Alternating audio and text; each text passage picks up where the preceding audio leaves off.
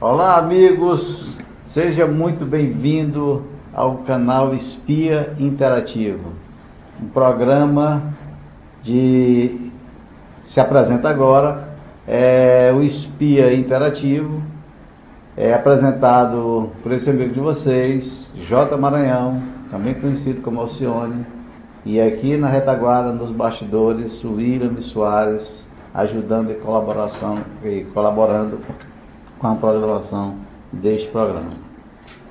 De pronto, quero desejar uma boa noite a todos que fazem essa cidade maravilhosa de Santa Inês e região, e por que não dizer ao Maranhão, ao mundo, né? E como este programa é um programa, e este canal também, tanto o programa como o canal Espia Web TV, é um programa de internet, que você visualiza através da internet.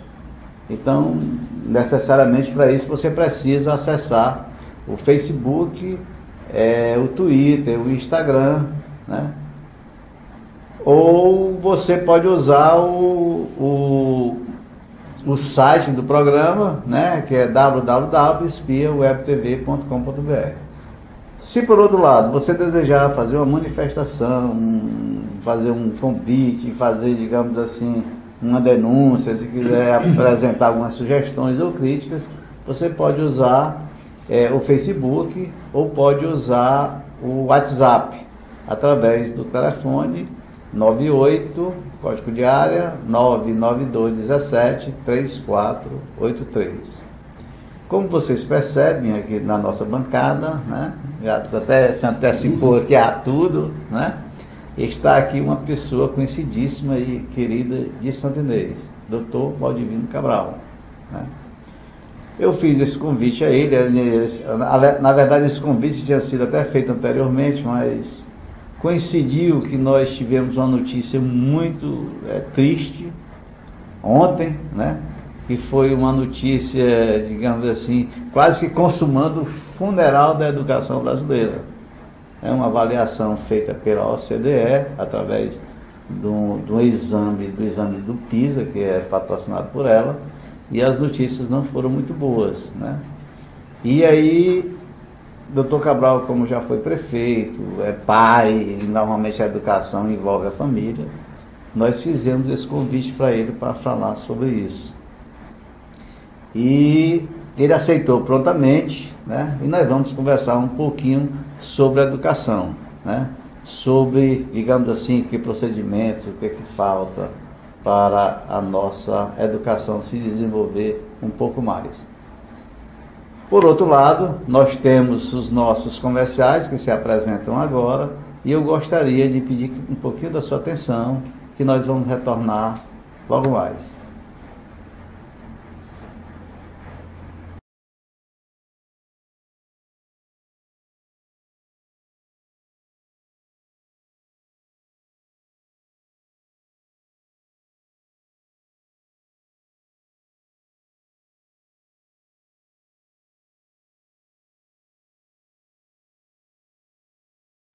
Bom, amigos, estamos de volta ao programa Espia Interativo, um programa basicamente voltado, como eu tenho falado para vocês, para a gente somar experiências, dividir experiências, porque esta ainda é uma das melhores formas de você, digamos assim, aprender um pouco mais, né? Embora a gente se aprender, né, se nunca é tarde, não é isso?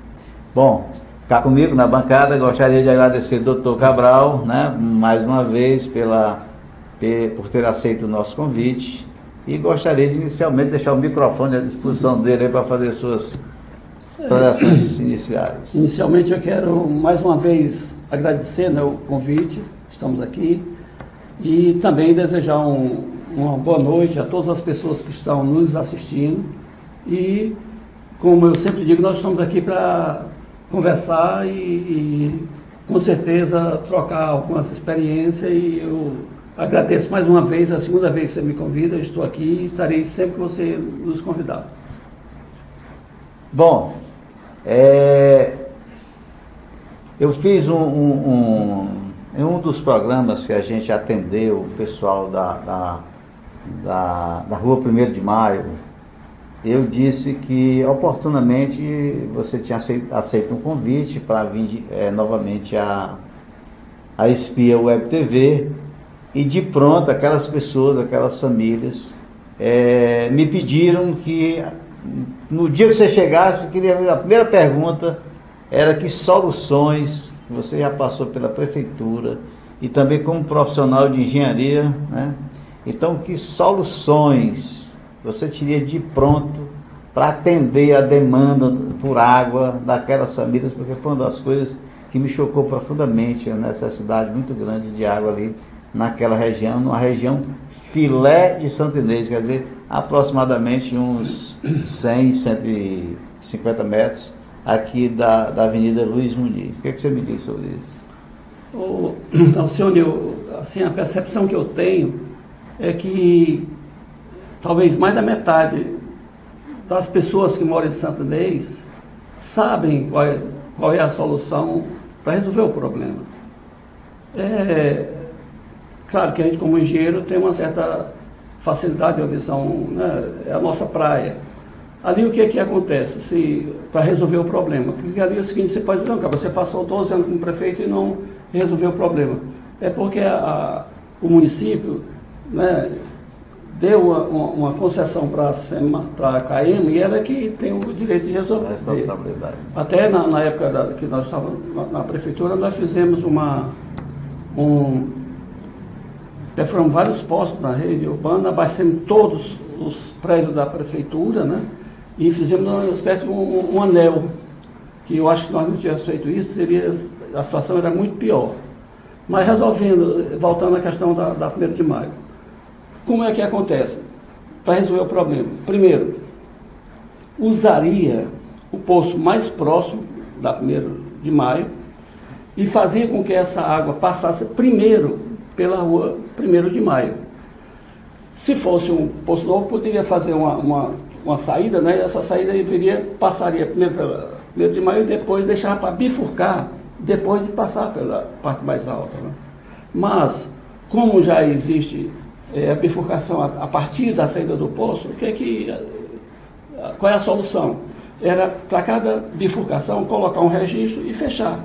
E fazer com que essa água, primeiro, passasse obrigatoriamente pela parte alta da rua 1º de maio, e depois de passar por lá, aí fazia a bifurcação e voltaria para a parte mais baixa. Então a solução sempre, como eu digo, eu acho que metade da população de Santa Inês sabe a solução. Por que não faz? É porque nós temos algumas pessoas que acham que sabem tudo, né, e não aceitam nem conversar sobre o assunto. Porque se eu tivesse a oportunidade de conversar, como eu estou tendo aqui com você, eu daria essa solução e talvez com um gasto de poucos reais, né, talvez no máximo 5 mil reais, resolveria o problema usando um poço para a água passar primeiro pela rua 1º de maio. E pronto. E eu com certeza, aquele depoimento que eu fiquei emocionado, assim, fiquei assim, da Dona Maria. Você assistiu o programa? Assisti, né? todo o programa, eu assisti ao programa todo, e realmente é um caso que, por mais indiferente que a gente seja, é só se colocar no lugar de uma pessoa daquela e realmente dizer que nós não estamos fazendo o correto. Se todos procurássemos, né, fazer o correto, com certeza aquela solução já teria há muitos e muitos anos já.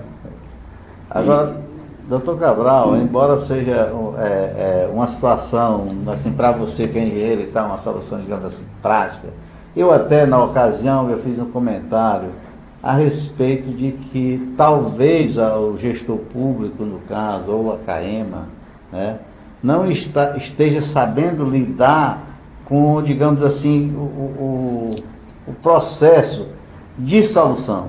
Porque às vezes você quer a solução, mas as pessoas que trazem essa solução não trazem a solução adequadamente. Então, pelo que eu estou vendo, observando, é uma coisa relativamente simples, né? E que precisa só você fazer, digamos assim, ter determinação para fazer o que você está falando. Não é isso? Isso, perfeito. Vontade, né?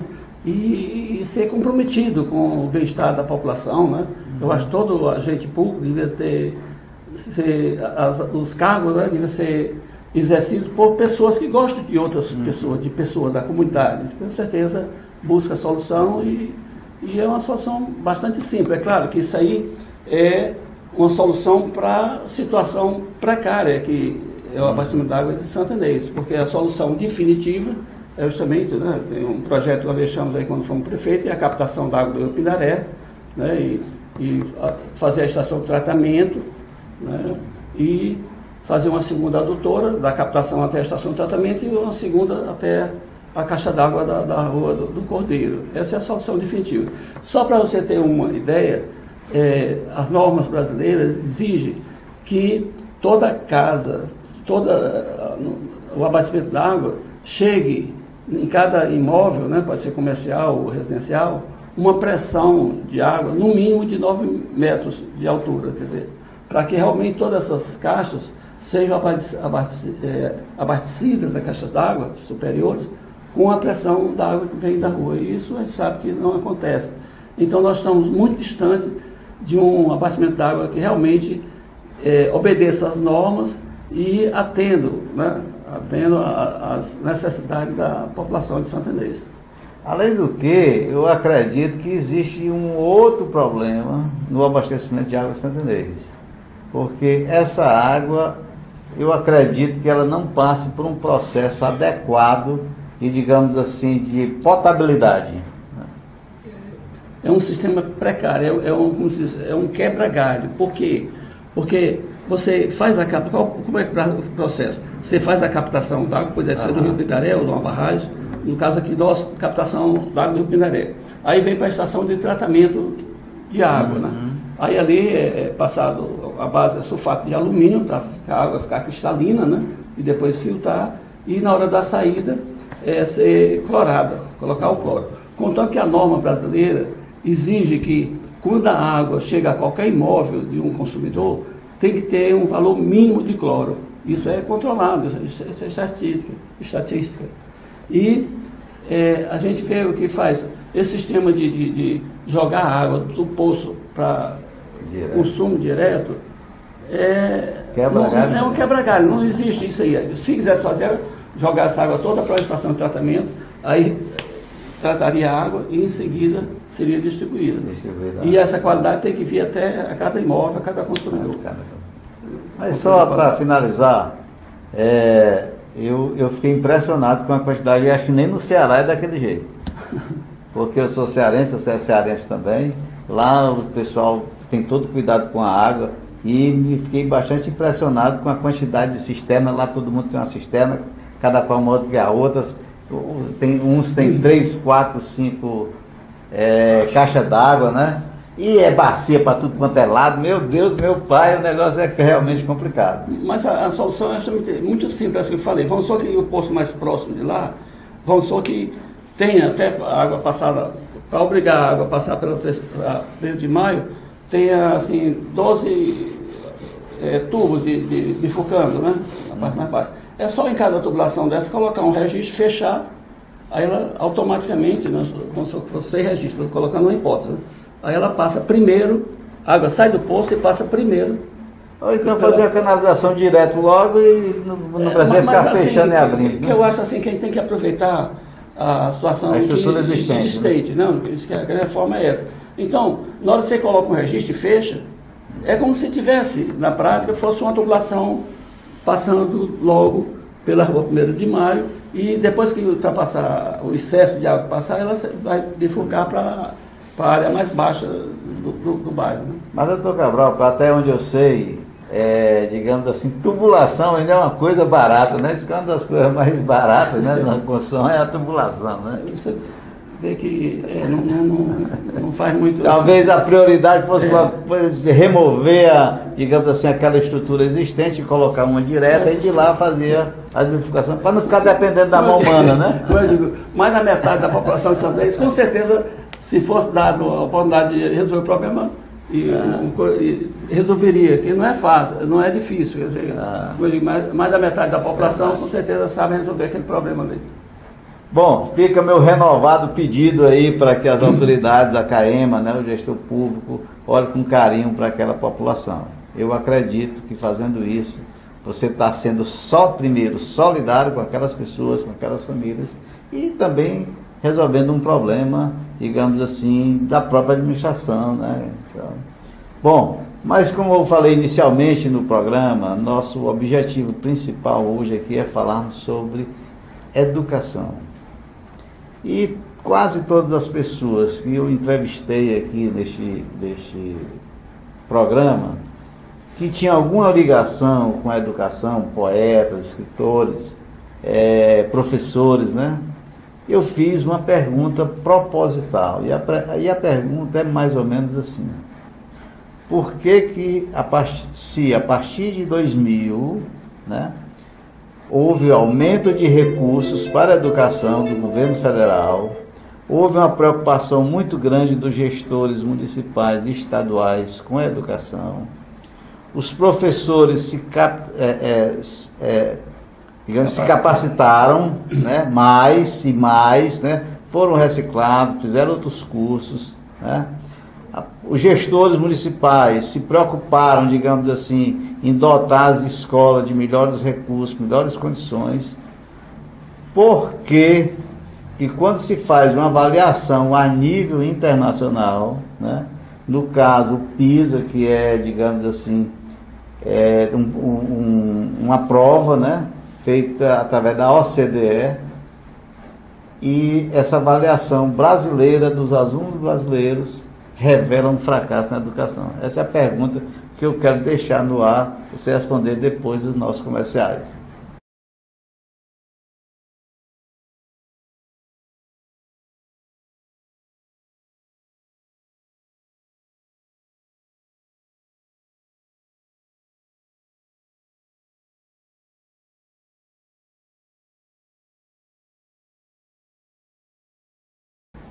Bom, amigos, estamos de volta ao programa Espia Interativo. Eu gostaria de relembrar aos amigos que nos assistem, nos prestigiam com a sua audiência, que a melhor forma de você acessar a Espia e este programa é através do Facebook, através do YouTube, através do Instagram e do Twitter, assim como também através do site www.espiawebtv.com.br. E se você gostar, como acredito que a programação, embora a gente não tenha aquela programação show, que nós temos as nossas limitações, aqui é uma empresa que tem as suas limitações. Se você gostar do programa, sugira um amigo para assistir, transfira o link para ele via WhatsApp, para ele assistir um programa. E você também pode nos ajudar a melhorar a programação. Como é que se faz para a gente melhorar? Primeiro, nós precisamos saber o que você pensa da programação. Você manda um comunicado e tal, a gente não vai achar ruim, porque a finalidade é chegar até vocês com um bom trabalho. Então, se vocês nos ajudarem, nos guiarem pode até nos guiar, dizer, eu faço um programa assim, assim, assado. A gente está começando, a gente não pode tudo. Mas você pode ajudar a melhorar a nossa programação, certo? Como é que você faz isso? Usando o próprio Facebook. Você manda mensagem para o Facebook aqui da Espia. Você pode também mandar uma mensagem através do WhatsApp, telefone 98 992 17 3483. Você manda mensagem e a gente vai fazer uma avaliação e ver o que é melhor, digamos assim, para atender. Bom, voltando à nossa entrevista, antes dos comerciais, eu deixei aí uma pergunta ao Dr. Cabral, relacionada mais ou menos ao seguinte: se todos os fatores, digamos assim, preponderantes para o sucesso da educação do Brasil, todos os fatores, né, mais recursos, professores mais capacitados, mais dinheiro, material didático, né, então o que é que está faltando? E ontem nós fomos surpreendidos com todas as manchetes de todos os jornais e TVs, dizendo que o Brasil saiu a relação, né, do resultado das provas feitas pelos alunos brasileiros, né, de 600 e poucas escolas, e se revelou mais uma vez uma estagnação na educação brasileira de 2000 inove a 2019. Estamos simplesmente parados, nós não evoluímos nada. Então eu deixei a pergunta com a doutora Cabral, o que está acontecendo? J. Maranhão, eu quero responder como uma pessoa curiosa, né, que eu não sou um especialista, né, da educação, e a gente acompanha, como gestor, a gente acompanhou. Tivemos a felicidade, né, de universalizar a educação infantil no ano 2003, 2004, né, sem a ajuda de nenhum real do governo do Estado, nem do governo federal, só com recursos próprios.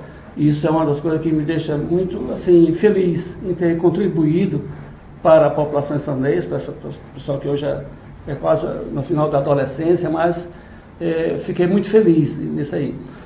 Mas quero dizer o seguinte, vamos assim, pela parte financeira, né? Até 2006, até 96, todos os estados brasileiros e todos os municípios brasileiros eram obrigados a aplicar, no mínimo, 25% da sua receita na educação. Aí no governo de Fernando Henrique Cardoso, que foi ministro da Educação, Paulo Renato, que para mim eu acho que o Brasil deve muito a essa pessoa, ele criou o Fundef, onde, e dividiu, fez um divisor de água. Os 25% de que cada estado e cada município teria que ser aplicado na educação, ele determinou que fosse para a educação básica, educação infantil, ensino fundamental e ensino médio. O terceiro grau já ficaria, os recursos vinham de outras fontes. Então, ele, na época, em 96, na criação do Fundef, disciplinou que 15% da receita dos municípios e dos estados seriam aplicados, no mínimo esse valor, seriam aplicados no ensino fundamental. E criaram o Fundef, com esses 15% da receita de todos os municípios. Foram 27 fundos criados, né? Então, o Maranhão criou um, o Piauí outro, e cada estado criou o seu fundo do Fundef. E ficava até os municípios com o ensino fundamental e a educação infantil. Então, o município podia aplicar até 10% na educação infantil. E foi com esse recurso que nós universalizamos a educação infantil. E os governos estaduais ficavam 15% no mínimo para o ensino fundamental e até 10% para o ensino médio. Né? Foi essa divisão. Isso aí prevaleceu, né? Foi durante 10 anos. Em 2006 foi ampliado, né? Foi criado o Fundeb, né? Aí que aumentou de 15% para 20%. Mas só que tanto os estados e os municípios podem ter ensino fundamental, educação infantil e ensino médio. Né? E nos primeiros 10 anos, de 96 a 2006, a União completava em torno de 1,5%. Muita gente pensa que eram recursos federais, mas foi os recursos, o financiamento era com recursos dos municípios e de cada estado. E esse 1,5% do valor de todos os fundos viria para aqueles estados onde a receita era menor para haver uma complementação melhor, um recurso melhor. Então, foi isso que aconteceu. Quando foi transformado em Fundef e Fundeb, que passou para 20% e para toda a educação básica, aí os estados fizeram um lobby muito grande, né? E exigiram que a União contribuísse com 10%. Então, hoje, o Fundeb é composto em termos nacionais, somando os 27 fundos, né? É composto por 90% de recursos municipais e estaduais e apenas 10% de recursos federais. Mas aumentou muito, que era 1,5% passar para 10%, contanto que fez uma transição de quase 8 anos para completar os 10%. Então, em termos de financiamento, como eu falei, eu sou apenas um curioso, mas eu acho que administra quem controla, né, quem acompanha. E eu acho assim que tem alguma coisa, na minha opinião, que devia melhorar. Para aprovar um aluno sem ele ter o conhecimento, na minha percepção, eu posso estar completamente errado. Eu não quero dizer que eu estou certo. Olha, só para mim não... Só para ajudar aí a gente a conversar um pouco mais sobre esse assunto, tem duas coisas curiosas aí que eu percebi, eu lendo as reportagens. O que eu descobri? Eu descobri o seguinte: que normalmente a iniciativa privada, digamos assim, as pessoas que têm um poder aquisitivo melhor, foram melhores sucedidas, né, na prova, né? Representam, digamos, a parcela que teve maior sucesso nessa prova. Enquanto as outras de menor poder aquisitivo, né, que a gente supõe que sejam as escolas municipais, estaduais, entendeu? Então fica aqui aquela pergunta: será que as escolas, digamos assim, privadas, estão fazendo o seu papel, enquanto as escolas, digamos assim, municipais e estaduais não estão fazendo esse papel, o seu papel? O J. Maranhão, eu queria assim dizer que mesmo as escolas, que no exame do PISA, né, mesmo as escolas particulares brasileiras não se saem tão bem, ficam abaixo da média, né, dos outros países. Eu acho assim que nós, por exemplo, essas outras escolas ensinam muito o aluno a pensar. E realmente parece que essa não é a nossa vereda, a nossa estrada, o nosso caminho. Está o aluno para pensar.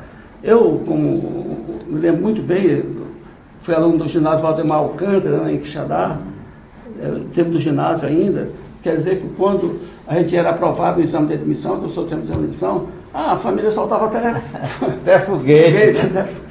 E era uma festa, né? E nós tínhamos a nossa professora de ciência, eu me lembro que ela pegava uma argola, né, e uma esfera e colocava a esfera e passava na argola. Ela aquecia a esfera, aí tentava colocar novamente, como ela ficava mais aquecida, aumentava de volume, né, a dilatação, e não passava. Então, ela até quando Quixadá passava ali no trem, a gente fazia visita, né? Assim, pela manhã, os trilhos estavam nas emendas, que a cada 100 metros, 200 metros tem a emenda. Eles de manhã estavam afastados, assim, estavam 2 centímetros na emenda. Quando era tarde, ele voltava lá, levava ele, estava assim, produzindo, faltava meio centímetro para encostar um no outro. Então, isso foi verdadeiro. Eu vivi esses momentos. As pessoas aprendiam na prática, até na simplicidade do dia a dia. Pois é. Né? Então, reportando sobre isso aí, o que eu acho interessante é que alguns tempos atrás, antes de toda essa parafernália que está aí tentando botar a educação nos eixos, o que a gente percebe é que alguns anos atrás, enquanto não tinha isso, a pessoa chegava no 2º ano primário, sabia as 4 operações, sabia a tabuada, isso aí é público e notório. E hoje, com todo esse aparato, né, a gente não chega a lugar nenhum. E eu acho assim, para falar em salários, eu acho que realmente os nossos salários são baixos, precisam melhorar, mas assim, só botar um pouquinho de conversa fora, e é bom que as pessoas saibam disso, o professor da educação básica brasileira, da rede pública, são os únicos profissionais do Estado brasileiro, do Serviço Público brasileiro, a ter um salário vinculado a uma receita. Vamos supor por exemplo, aqui o Cipriano seja prefeito de Santo Inês, e houve um aumento na receita do fundo de 30%. Automaticamente, cada professor vai ter um aumento de 30%, porque 60% da receita do fundo é do professor, só pode ser salário e os encargos referentes ao professor. Não pode, nenhum governador, nenhum prefeito pode tirar R$1 daquilo para outro setor. Tem que ser gasto no mínimo 60% com o professor. Então, independente do que seja Cipriano Tertulino, o prefeito, se houver um aumento de 30% da receita, automaticamente o professor também vai ter um aumento. E é bom que as pessoas saibam disso. Não é que o Cipriano seja bonzinho ou o Tertulino seja ruim. É um direito que a pessoa tem. É muito pouco, mas, na minha opinião, já é um bom começo. Bom, então nós temos recursos financeiros, professores, temos, digamos assim, instrumentos, né? Hoje tem escolas aí que tem até internet e tudo, né? Tem livros didáticos à vontade, fardamento, merenda escolar. Então, onde está a falha?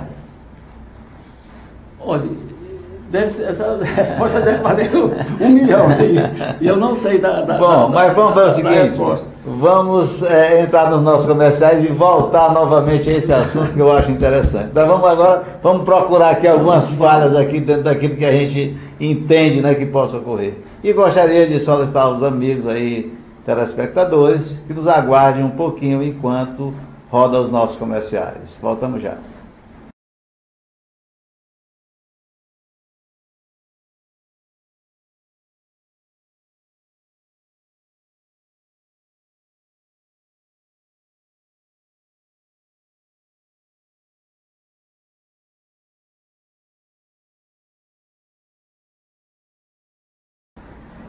Bom, amigos, estamos de volta ao programa Espia Interativo.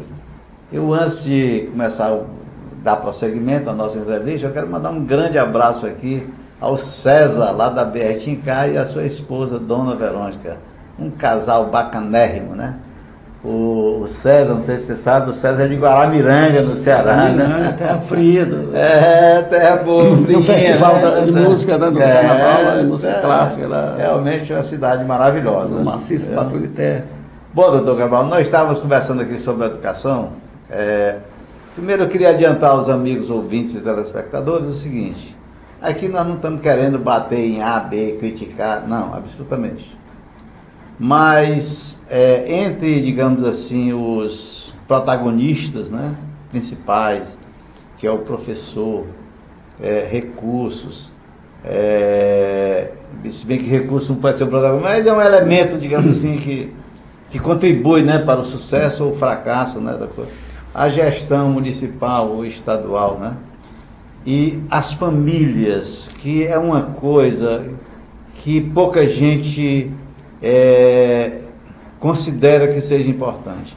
Eu me lembro que no seu tempo, no meu, né, que é coisa de 5 anos atrás, né, digamos assim. Então, as nossas famílias, os nossos pais se preocupavam demais. Num levantamento feito pela própria OCDE, aliás, essa pesquisa foi feita no Brasil, apenas 12% das famílias brasileiras, 12% das famílias brasileiras acompanham o aluno nessa empreitada escolar. Apenas 12%. É bem verdade que, alguns tempos atrás, as famílias não eram como são hoje. As famílias não tinham necessidade tamanha de o pai trabalhar, a mãe trabalhar. Hoje todo mundo precisa trabalhar, porque as condições mudaram um pouco. Mas um dos fatores que contribui, segundo a pesquisa da própria OCDE, nos países onde o sucesso, digamos assim, é mais promissor, né? Um dos fatores que contribui é o apoio familiar. Porque com o apoio familiar vem uma coisa importante, que é a formação do caráter, né? E vem o incentivo daquela criança, né, que está lá, né, e ele vai lá e confere por quê, por que não, né?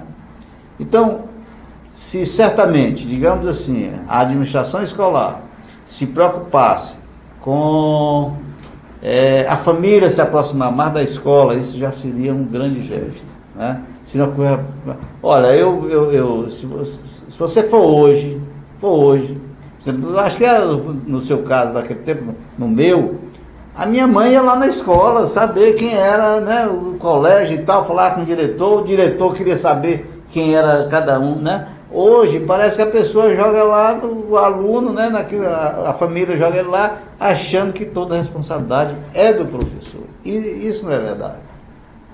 Então, a OCDE, por outro lado, também faz uma, digamos assim, uma sugestão, né, além de aproximar as famílias das escolas, valorizar o professor, mas valorizar e também cobrar o professor, né? Se não está dando efeito, se o sucesso do professor está sendo impedido por alguma indisciplina, por algum aluno faltou, porque o aluno também tem certos problemas, né? Às vezes não tem alimentação adequada em casa, principalmente naquelas escolas, digamos assim, da periferia, onde o poder aquisitivo é mais baixo e tal. Então, nós temos esses problemas. Mas, diante desses problemas, que outros você poderia, digamos assim, elencar para a gente? Senhor Nil, eu acho assim que colocar as pessoas para pensar, eu acho que você vê que basicamente as questões das provas do PISA são questão de raciocínio, não são de muita decoreba, né? Você precisa aplicar isso, simples, mas precisa aplicar, pensar para resolver o problema. Então eu acho que se a população brasileira, principalmente os estudantes do Brasil, se preocupassem, os mestres, os professores, em pensar,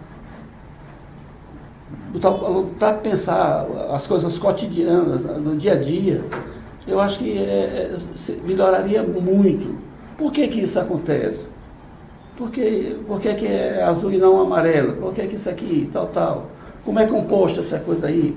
E das coisas assim, mais próximas, para realmente a gente ter assim, uma base de conhecimento, de raciocínio. Você vê assim, no Vale do Silício, né, que é onde a tecnologia mais avançada, eu li uma reportagem onde os próprios cientistas, né, os dungas de lá, só permite que os filhos usem o celular de 30 a no máximo 60 minutos por dia. Né? Aqui... Para não desperdiçar o tempo. Para não desperdiçar, para poder ali você praticamente não raciocina, você é tudo mecânico. Isso aí é uma coisa assim, quase para nos alienar. Porque na hora que a gente deixa de pensar como é que a roda gira, a gente vai para o beleléu. Olha, esse convite para tratar da educação foi uma coisa proposital, porque eu havia ouvido alguns comentários na sua gestão como prefeito, que você fez uma verdadeira revolução. E eu gostaria de saber que revolução foi essa na educação.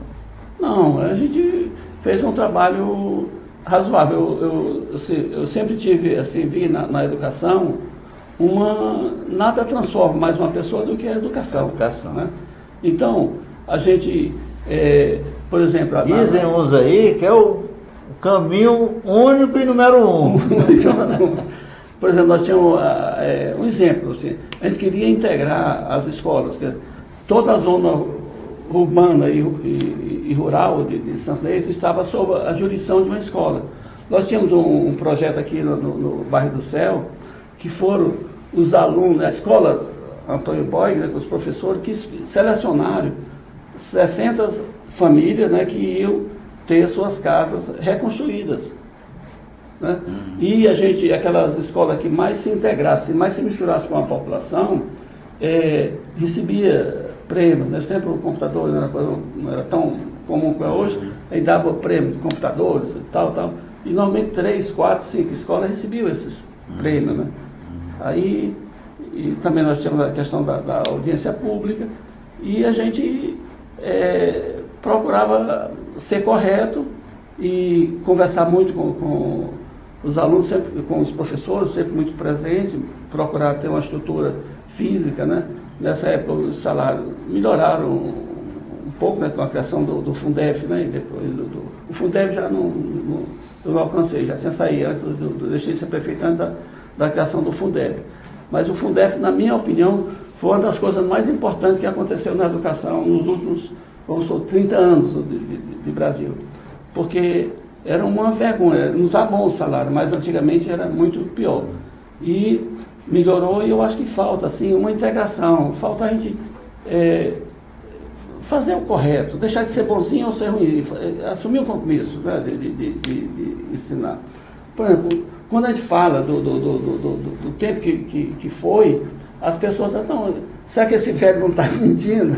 Por exemplo, eu me lembro muito bem que consegui uma vaga, não sei se você estudou no Liceu do Ceará, era um orgulho, tem aquela faixa que eu estava, aquelas...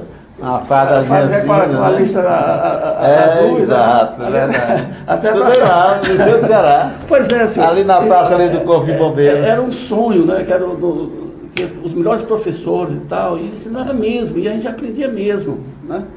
Os vestibulares eram muito difíceis na época e tal, e Eu acho que falta gente gostar de gente. Falta também um pouco de engajamento. Agora, já que você falou aí na sua gestão, e não existe a perfeição, né? É evidente que não existe a perfeição. Então, certamente, por melhor que tenham sido as boas intenções, acredito que talvez você não tenha conseguido, digamos assim, realizar plenamente tudo que você desejou. Então, a pergunta é essa: que conselhos você daria a você hoje, se você passasse por aquela mesma situação? Alcione, até que a gente conseguiu alguns avanços que eu fico muito feliz, que foi na nossa gestão, que nós universalizamos a educação infantil e uma educação de qualidade, os prédios, né, bons, pagando um salário razoável e na época até tem uma secretária nacional da educação básica, Yara Prada, eu esqueci o nome dela, teve aqui com uma reunião de quase 2.000 professores e tal, e visitamos a pré-escola lá, Marcelina Noia, no bairro Sabac. E quando nós chegamos lá, fizemos uma visita, os alunos e tal, e levei ela para visitar os banheiros, né, as instalações e tal, tudo limpinho, com granito e tal. Então, realmente o ambiente ajuda muito. Os professores são as estrelas, né, os expoentes, né, da educação. Eu sempre gostei que professor, para mim, é como se fosse a lanterna, pelo menos devia ser a lanterna, que ilumina o caminho que a humanidade tem que passar, né? Acho que é por aí que eu tenho essa coisa. Mas voltando nessa questão da educação infantil, era um sonho que a gente tinha, foi uma meta, uma determinação.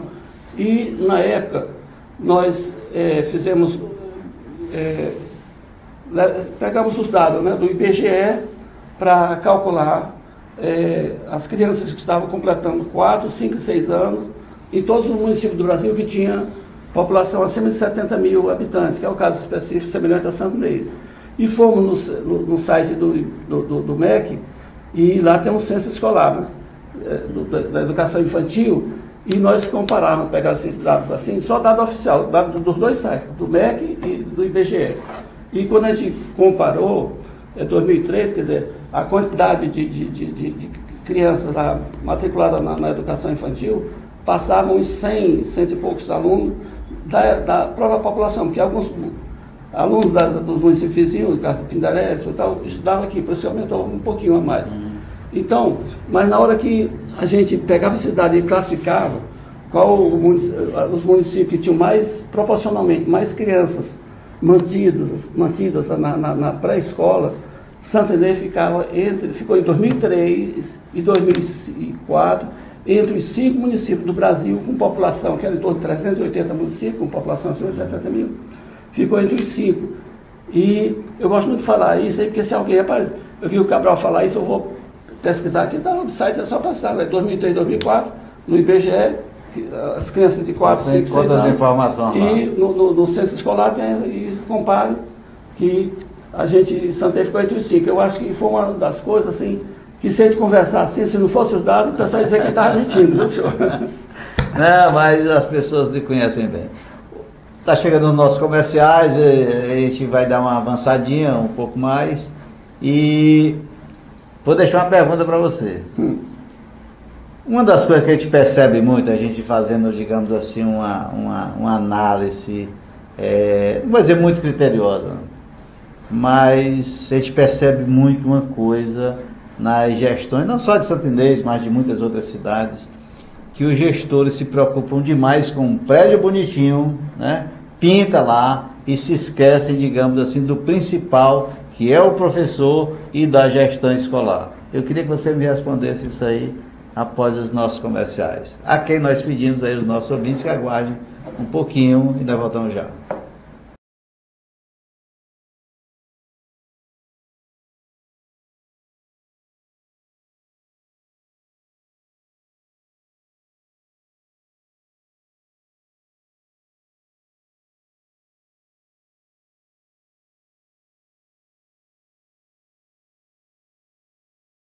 Olá, amigos! Estamos de volta ao programa Espia Interativo. Eu sou J. Maranhão e comigo na bancada aqui, só para repetir, Dr. Valdivino Cabral. Nós estamos conversando aqui sobre educação. E antes de encerrar o bloco, eu deixei uma pergunta no ar, né? E a pergunta dizia mais ou menos o seguinte: se você resolvesse, digamos assim, voltar à gestão municipal, digamos assim, se fosse essa a escolha, digamos assim, do povo, uma possibilidade, né? O que você faria na educação? Durante aqui os nossos intervalos, nós conversamos e tal. Não é que ele não se negue a responder. Ele diz que não é candidato, né? Ele está fazendo digamos assim, um estudo, um trabalho, né? Inclusive tem algumas pessoas que estão, digamos assim, trabalhando com ele nesse sentido, né? Mas ele vai falar alguma coisa. Antes, porém, de nós voltarmos a esse questionamento, eu gostaria de mandar um grande abraço a Luan Costa, aqui de Santo Inês, que mora em Brasília, estudou aqui em Santo Inês, né? Na Vila Marconi, né? E na rua, deixou até o nome da Rua Lucílio Farias, né? Lucília Farias. Lucília Farias. Que é a mãe do Marconi. Perfeito. Antônio José. Atualmente ele mora em Brasília e está lá assistindo o nosso programa, e eu quero mandar um grande abraço a ele. Glória Maria Brandão, manda um forte abraço ao doutor Valdivino Cabral Filho, né? E, olha, por aí vocês podem perceber da satisfação nossa em receber um comunicado dessa forma.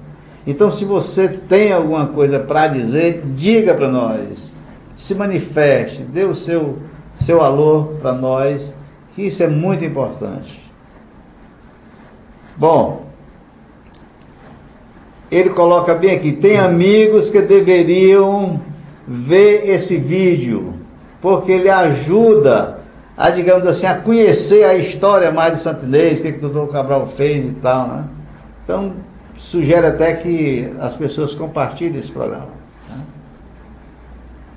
Bom, e por outro lado, aproveitando aqui a deixa, né, do Luan, que foi uma deixa interessante, aliás, aqui já é de um outro que sugere o compartilhamento de quem assiste com outras pessoas.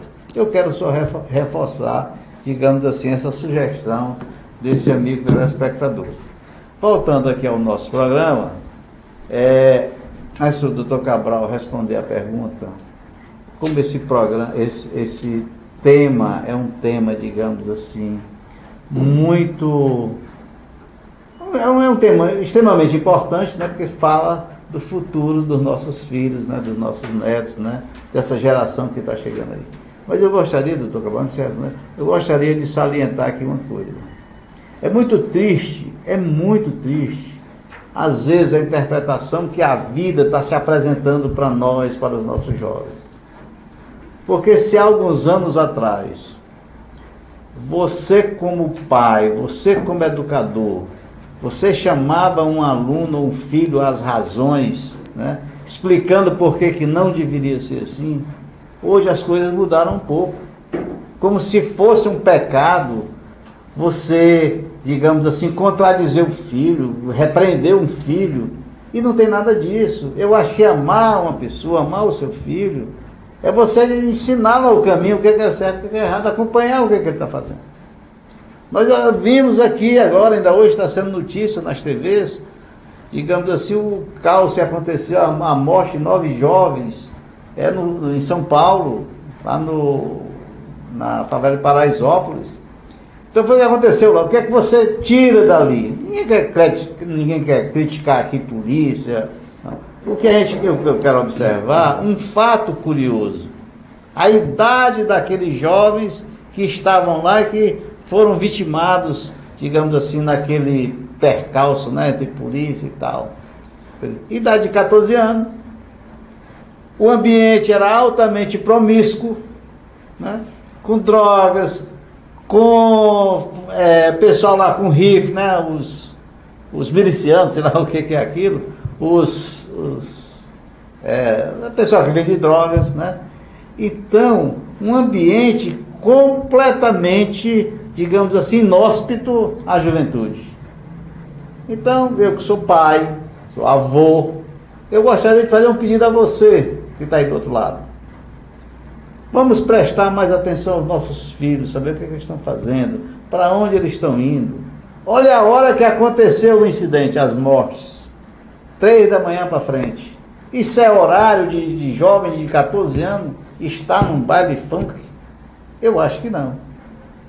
Então nós precisamos olhar e ter esse compromisso de levar os nossos jovens, as nossas crianças, né, os nossos filhos e netos para a escola e procurar uma escola boa, ir lá na escola e cobrar daquela escola. O que é que está faltando? Né? Vamos fazer, o que é que a gente pode fazer? O que é que a gente pode fazer para melhorar? Como é que está meu filho? Me diga aí qual é a situação dele, não só avaliar pelas notas, avaliar pelo comportamento, pelas atitudes, porque muitas das vezes o professor não pode fazer nada porque tem medo, tem receio, né, de atingir sensibilidades daquela criança, às vezes vai lá contar uma história diferente, né? Então é uma coisa muito complicada. É ao passo que você acompanhando, chegando mais de perto, com certeza você vai estar ajudando demais tanto o seu filho quanto a escola, certo? Bom, vamos lá? Vamos, senhor. Então me diga aí Não.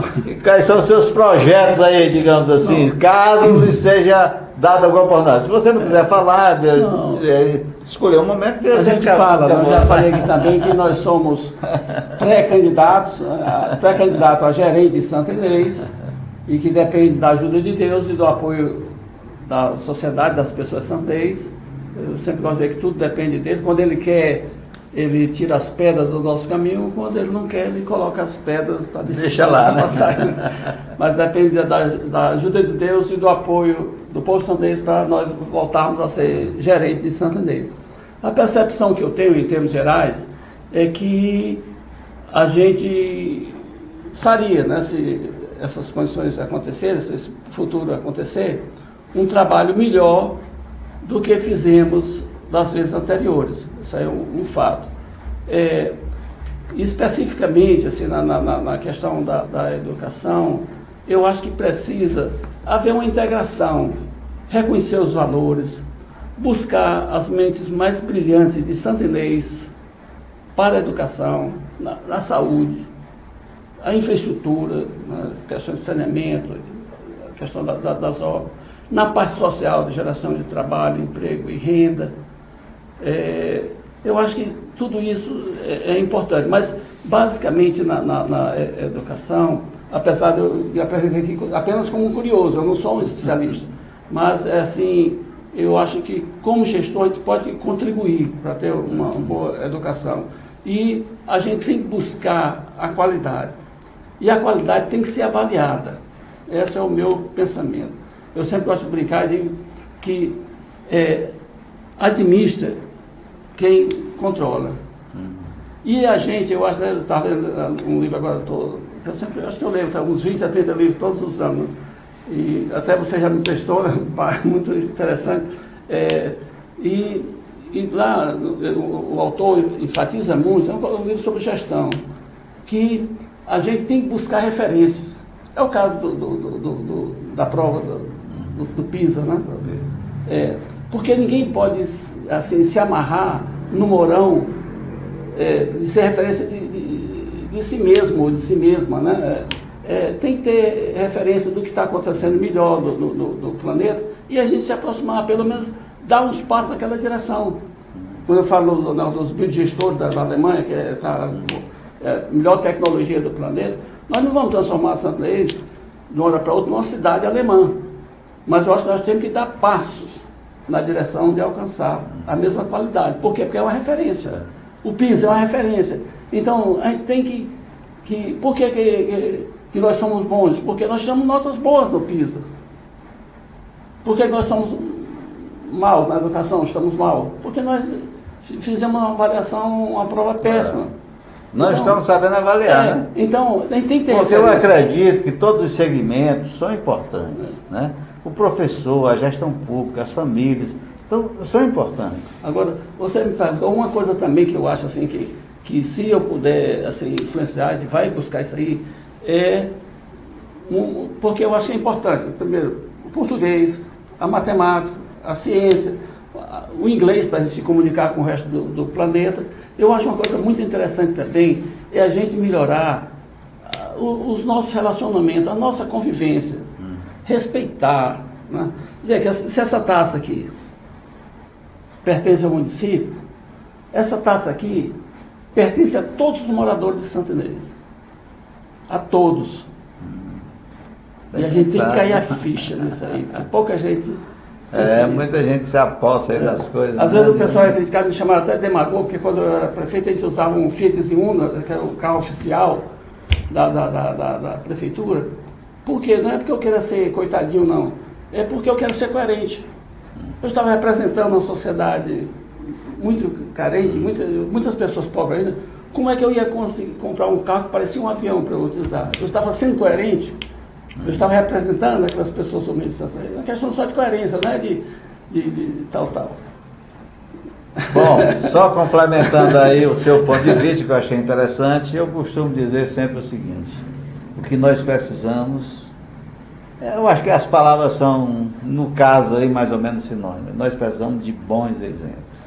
Às vezes eu fico triste, como ocorreu um dia desse, eu assistindo o Jornal Nacional, e o Wilmer Bonner lá abriu um sorriso, e a Renata também abriu um sorriso, porque apareceu uma notícia boa. Meu pai do céu, será possível jornalistas aí de não sei quantos anos, né, uma trajetória, uma jornada altamente brilhante, né, e o camarada, digamos assim, cair a ficha quando a notícia é boa. Essa notícia precisa ser repetida. Meu Deus! Quantas notícias não poderiam ser dadas, quantos bons exemplos não podem ser dados, mostrados, né? Exaustivamente até se necessário for.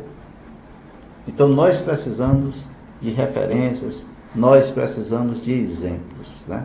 E bons exemplos. Com isso, né, nós estamos encerrando o nosso programa de hoje e gostaria de deixar o microfone aqui com o Dr. Cabral para os seus complementos finais. Eu quero agradecer, né, a você pelo convite novamente, agradecer as pessoas que assistiram ao nosso programa e a dizer que a gente está aí para conversar, e quando o assunto é engenharia, eu me solto mais um pouquinho, no caso eu até gosto de dizer que se resolver o problema da água da Rua 1º de Maio é bem mais fácil do que resolver o problema da educação em nosso município. Mas, de qualquer maneira, se nós juntarmos as cabeças mais brilhantes e pessoas comprometidas, pessoas que gostam de gente, que respeitem, que convivam com as diferenças, eu acho que a gente tem tudo para melhorar e termos, assim, uma missão, assim, de melhorar a vida da comunidade de Santa Inês, das pessoas, para orgulho nosso. Nós temos alguns exemplos aqui esporádicos, né, e tal, de pessoas que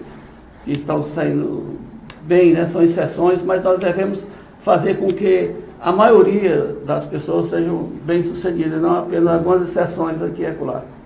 Bom, doutor Geraldo, quero agradecer a sua presença mais uma vez. Vai ter outros convites, pode aguardar, porque eu gosto da conversa. Você é uma pessoa interessante nas suas manifestações, muito positiva. E, assim, encerrar, eu gostaria de deixar um abraço aqui ao Raimundo Vendedor, ali ali perto da Cosima. Como o nome dele é o Raimundo Piquizeiro. Raimundo Piquizeiro, é isso. Já faltou aqui o Piquizeiro. Mandar um abraço a ele, viu? Mandar um abraço aqui a Paulo Rodrigues e ao meu amigo Wilson, lá da... Protec? Não, o Wilson é da Day Night, esposa da Rael. O Wilson, gente muito fina, né? Fina demais. Bom, com isso nós encerramos nosso programa, até se estendeu um pouco mais do horário, né, que nós costumamos fazer, né? Mas nos sentimos, particularmente eu me sinto honrado com a sua presença, com a sua audiência aí do outro lado, né? E como eu falei há pouco, se você gostou, encaminhe esse vídeo, faça as suas sugestões, né, que nós estamos aqui para isso. Um grande abraço, uma boa noite a todos. Muito bem, senhor. Obrigado.